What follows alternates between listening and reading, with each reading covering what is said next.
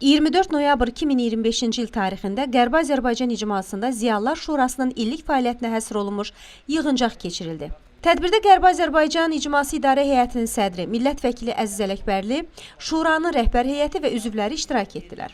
Yığıncağı giriş sözü ilə açan Əziz Ələkbərli, Azərbaycan Milli Elmlər Akademiyasının 80 illik yubileyi münasibəti ilə Prezident İlham Əliyevin Qərbi Azərbaycanla bağlı Ermənistana ünvanladığı siyasi mesajların mühüm əhəmiyyətini vurğulayaraq bu çağırışlardan irəli gələn vəzifələr barədə danışdı.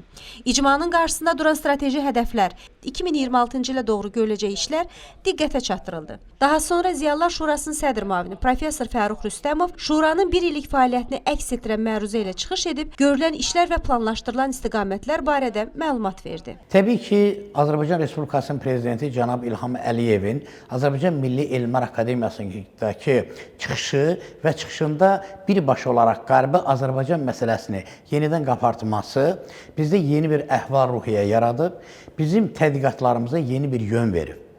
Cənab Prezident özü şəxsən orada bəyan etdi ki, Qərbi Azərbaycandakı toponimikanın toponimlərin hamısı Azərbaycan mənşəli olub və xüsusilə də Göyçə gölünün üzərində dayandı. Və digər bir məsələ isə vurğuladı ki, bunu bir siyasi mesaj da demək olar ki, Ermənistanın indiki rəhbərliyi, Ermənistanda yaşayan cəmaat, Qərbi Azərbaycanlıların o ərazilərə gəlməyə, öz doğma torpaqlarına gəlməsindən heç də qorxmamalıdırlar. Təbii ki, illər uzunu bizim insanlar orada yaşayıblar. Ermənistanın həm tarixində, taleyində, iqtisadiyyatında, siyasətində iştirak ediblər. Onlara dəyərli töhfələr veriblər.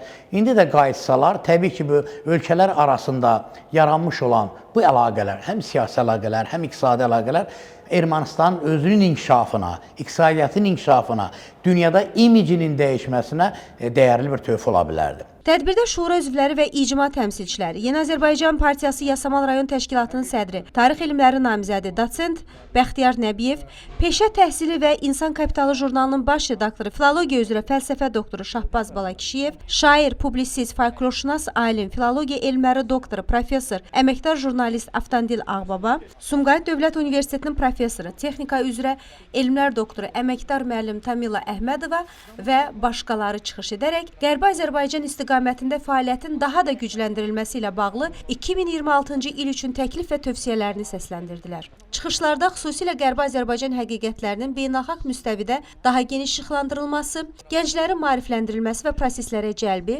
mədəni irsin toplanması və sistemli şəkildə təqdim olunması, icmanın fəaliyyətinin elmi əsaslarla gücləndirilməsi, qadınların və yaradıcı ziyalıların prosesdə daha fəal iştirakı, 2026-cı il üçün yeni layihə və təşəbbüslərin formalaşdırılması kimi məsələlərin vacibliyi vurğulandı. Yığıncaq, gələcək fəaliyyət istiqamətlərinin müzakirəsi və koordinasiyası qərarları ilə başa çatdı.